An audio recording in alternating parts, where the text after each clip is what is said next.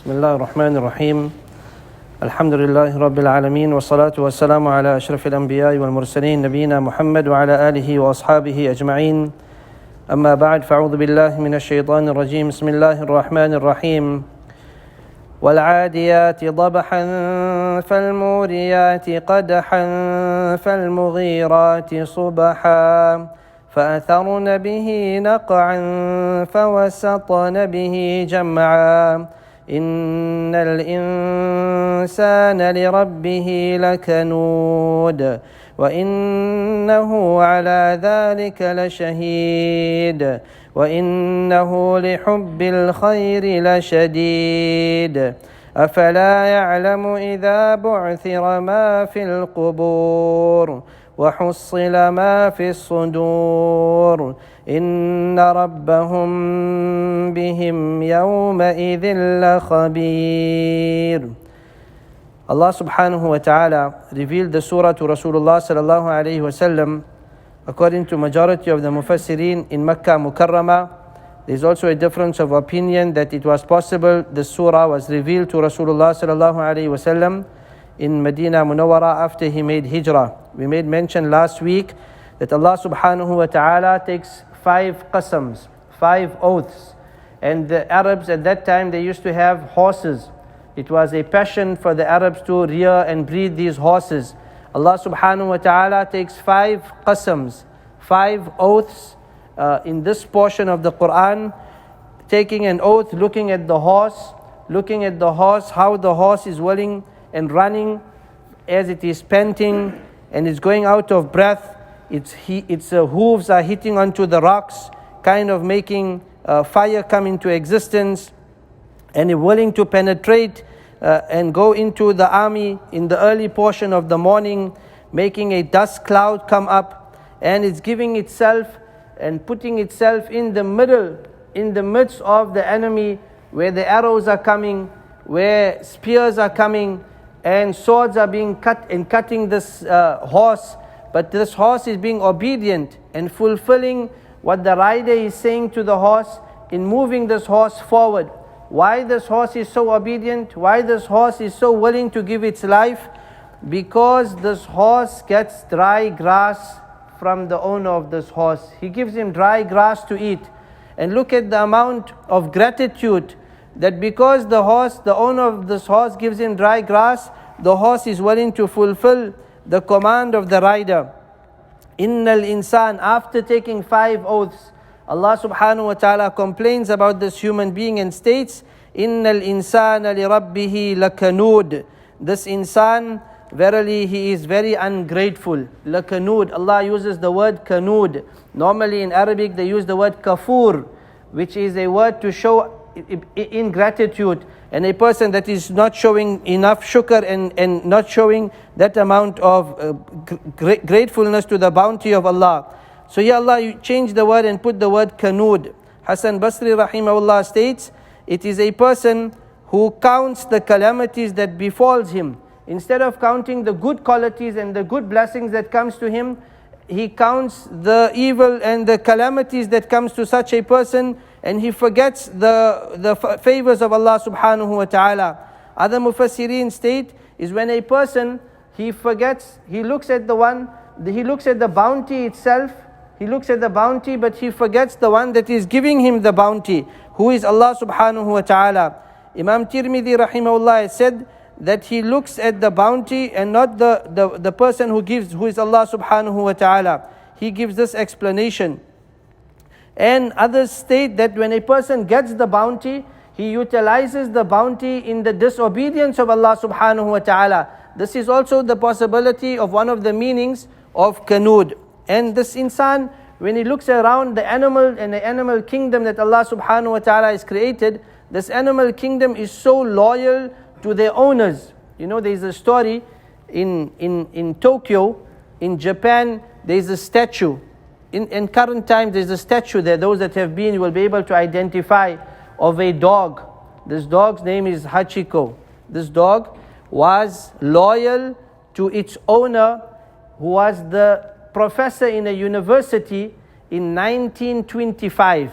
In 1925, This dog would come to the train station every day at say 2:45, when the master, the owner of the dog, he would come back from the university. The dog would be waiting there and happy to see him and would go back home with the owner. Every day. One day the dog came to the train station in 1925. He came to the train station just to find out that the master, the owner, the lecturer from the university, he died at the university. He did not come. He did not come back. This dog continued coming to the train station for 9 years. For 9 years.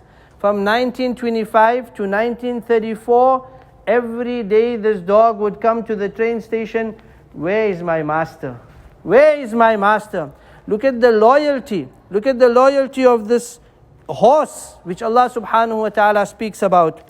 وَإِنَّهُ عَلَى ذَلِكَ لَشَهِيدٌ. Bounties upon bounties Allah showers upon us, and a person forgets Allah subhanahu wa ta'ala. He looks around him at everything else. Allah says, وَإِنَّهُ عَلَى ذَلِكَ لَشَهِيدٌ. These innahu can be two dhamirs. It can go back to Allah. Verily Allah testifies about this. Or it can go back to the human being. You can testify as a human being. How many bounties Allah gave you, yet you forgot about Allah subhanahu wa ta'ala. You can testify yourself about this. And why a person forgets about Allah?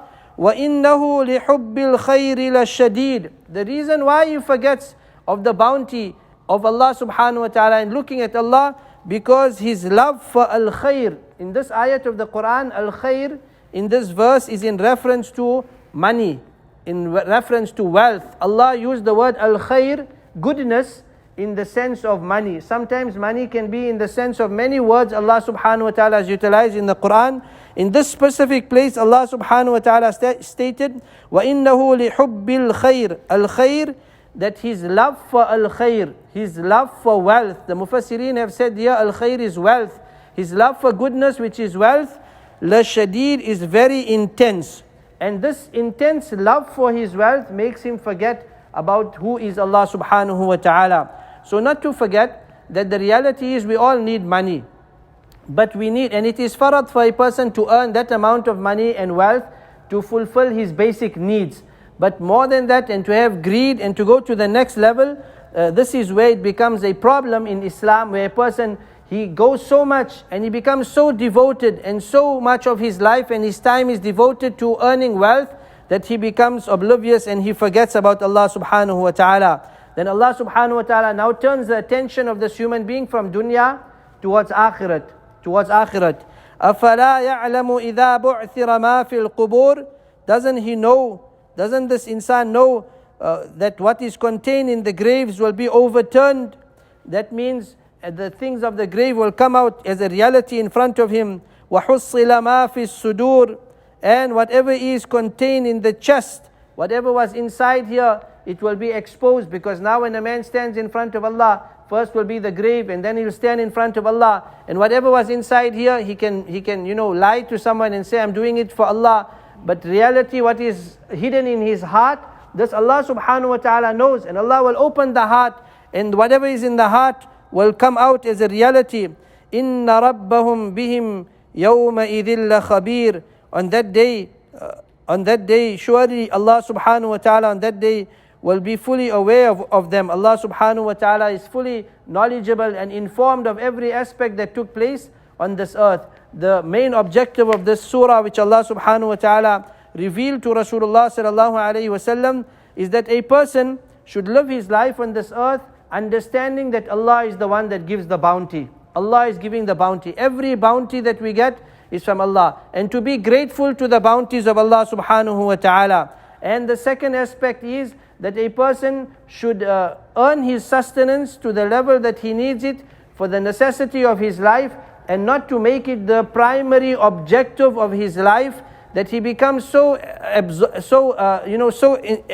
much of his time is utilized in this world, either in earning unlawful sustenance, which is haram, or hoarding his wealth and not spending in the right avenues, because this is also a problem in the side of Sharia. So a person has to be very careful. Also in the end of this surah, some mufassirin have mentioned innal insana, this word insan, because many people are grateful to Allah subhanahu wa ta'ala. So innal insana can refer to a disbeliever, and if it refers to a believer, it will refer to a believer that is showing ungratefulness to Allah subhanahu wa ta'ala. May Allah subhanahu wa ta'ala give us the tawfiq of understanding. Jazakumullah khair. Subhanallah wa bihamdihi.